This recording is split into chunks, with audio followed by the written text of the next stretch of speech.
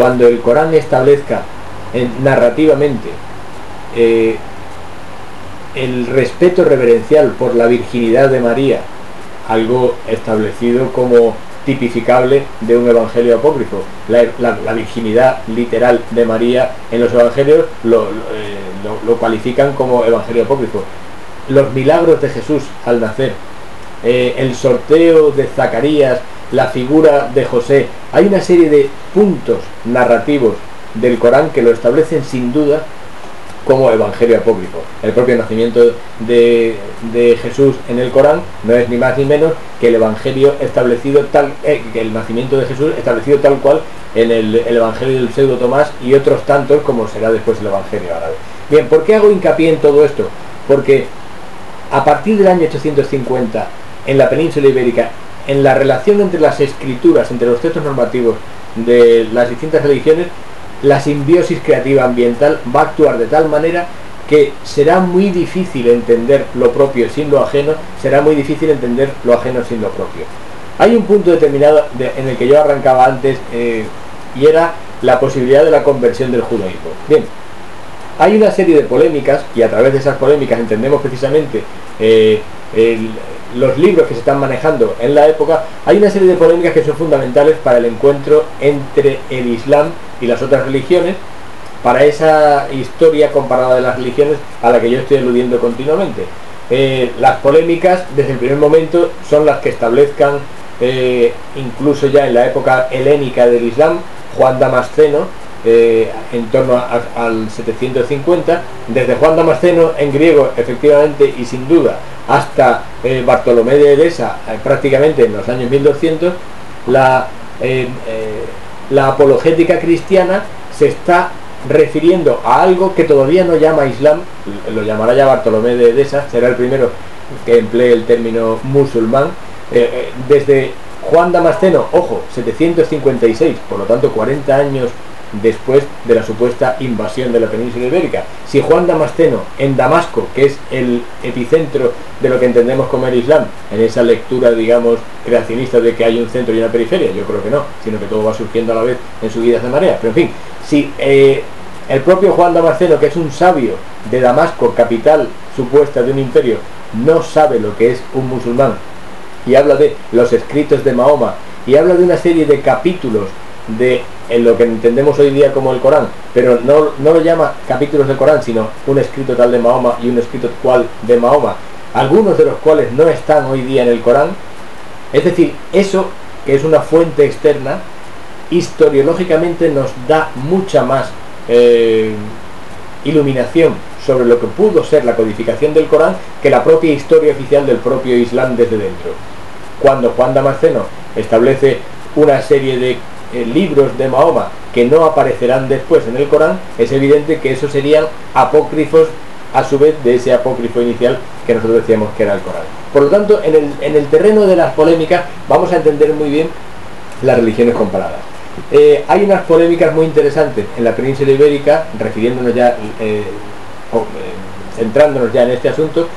En torno a mediados de los años 800, un cristiano, un diácono francés llamado Bodo, atraviesa los Pirineos y se viene a la península ibérica porque no está de acuerdo con el tirón de ortodoxia carolingio. Veremos que es fundamental eso para comprender la historia de Al-Ándalus. Bodo, que cambia su nombre por el de Eleázaro, en Zaragoza establece una serie de correspondencias epistolares con Paulo, cristiano que a su vez proviene de un entorno judaico convertido al cristianismo. Resulta que Bodo en esa polémica no establece el Islam incipiente en España que pudiéramos esperar porque es el año 850, sino que es un hombre que se ha convertido al judaísmo. Es decir, vamos a leerlo atentamente. Un diácono descontento con una ortodoxia carolingia en pleno florecimiento que acabará surgiendo con la instauración de la liturgia romana, etcétera, etcétera. Este señor atraviesa los Pirineos para convertirse al judaísmo en una tierra en la que, ¿qué pasa? ¿Que el Islam no es reconocible como tal? Cuando Eulogio de Córdoba en el año 822 descubre en el monasterio de Leyre unos documentos que le hacen reconocer la biografía de Mahoma. ¿Qué pasa? ¿Que no era reconocible en Córdoba, de donde él viene, la figura de Mahoma?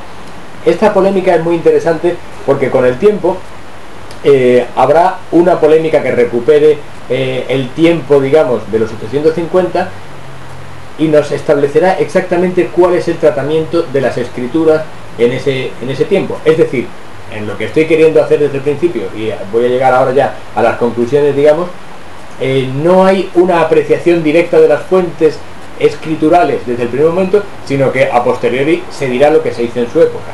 Bien, pues esa primera polémica entre Bodo, Eleázaro y Paulo en torno a la 850 tendrá una serie, es una primera entre una serie de larguísima de polémicas.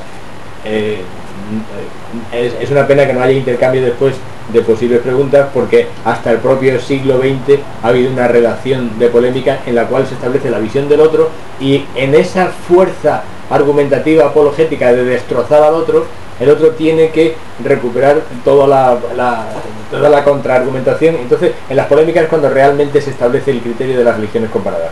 Bien, pues en el punto en el que me quiero centrar en este final ya de conclusiones del paseo sobre la simbiosis creativa, que pueda terminar en el concepto de lo escriturista en la Edad Media, hay un punto en que Ibn Hazm, autor cordobés del año 1000, en el año 1031 se va a... Este hombre ha nacido en el 996, en el año 1031 tiene cerca de 30 y pico años, en el año 1031 se decide la anulación del califato de Córdoba, y entonces es un momento, digamos, de regeneracionismo cultural. Entonces este hombre, que está viendo lo que está ocurriendo en Al-Ándalus, es muy ilustrativo por aquello que decíamos, lo que se prohíbe, lo que se está haciendo.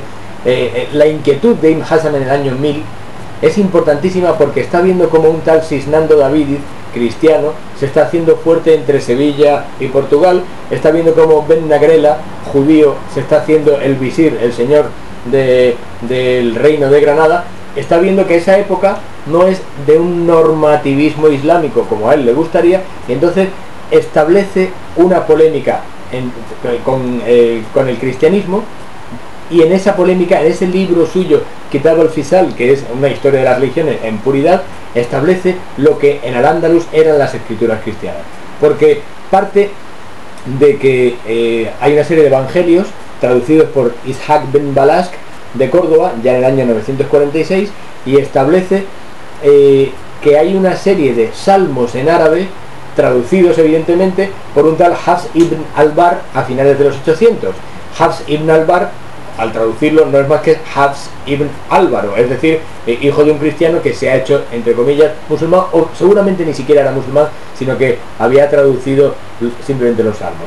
Bien, en el estudio al que les remito de Ann Christie sobre el concepto, digamos, escriturista de esa polémica, es muy interesante cómo Ibn Hazm en el año 1000, basándose en documentos de traducciones de los años 800 de evangelios al árabe, lo primero que dice es que, o lo primero que trasluce todo esto, es que hay una diferencia fundamental entre lo árabe y lo musulmán. Es decir, hay una naturalidad cristiana en árabe y hay una naturalidad islámica y una naturalidad judía. Luego ahí hay una interesante panoplia de posibles simbiosis creativas.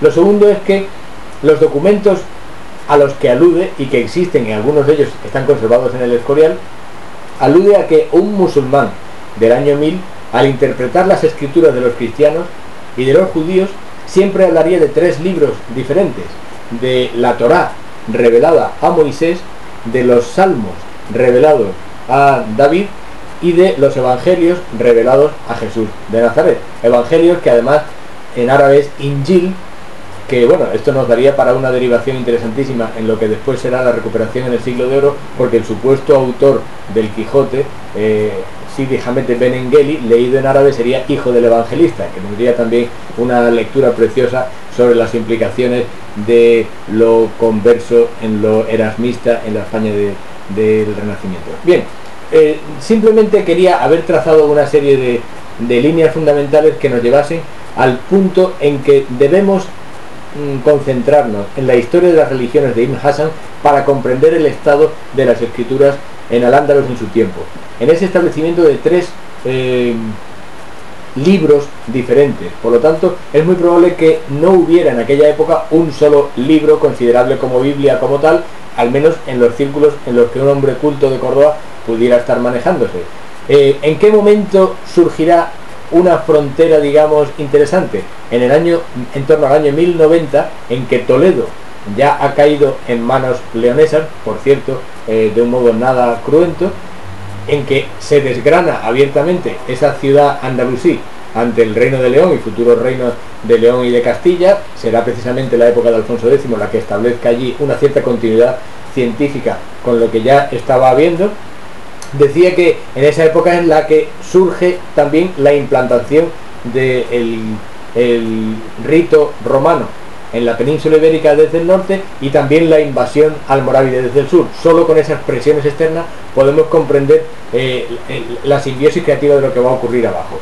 Bien, pues decía, con toda esa presión en marcha o en preparación, esta crítica de Ibn Hazm a las otras religiones establece los criterios según los cuales nosotros debemos interpretar el acercamiento a las escrituras en la España, en Al-Ándalus, y establece unos criterios de simbiosis tan interesantes como que cuando Ibn Hazm está aludiendo a, por ejemplo, las traducciones de los salmos, alude incluso a concilios celebrados en Córdoba en los años 800, en los cuales los que abren la sesión empiezan con Bismillah ar-Rahman ar-Rahim, que es la fórmula de en nombre de Dios clemente y misericordioso, la fórmula islámica de iniciar cualquier ritual. Es decir, no se está iniciando un proceso islámico, es un concilio cristiano, y sin embargo el obispo de arranque está diciendo en nombre de Dios clemente y misericordioso en árabe, como también se va a establecer en determinadas traducciones de lo judaico y de lo hebreo. Bien,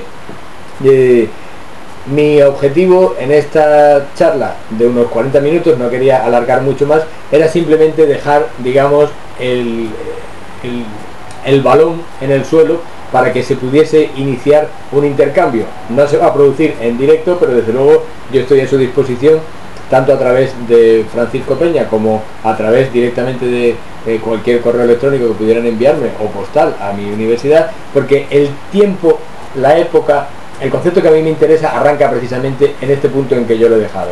La simbiosis creativa entre todas esas religiones. No se puede hablar de la Edad Media como una época oscura, simplemente porque la lengua en que estuviera escrita no la entendamos.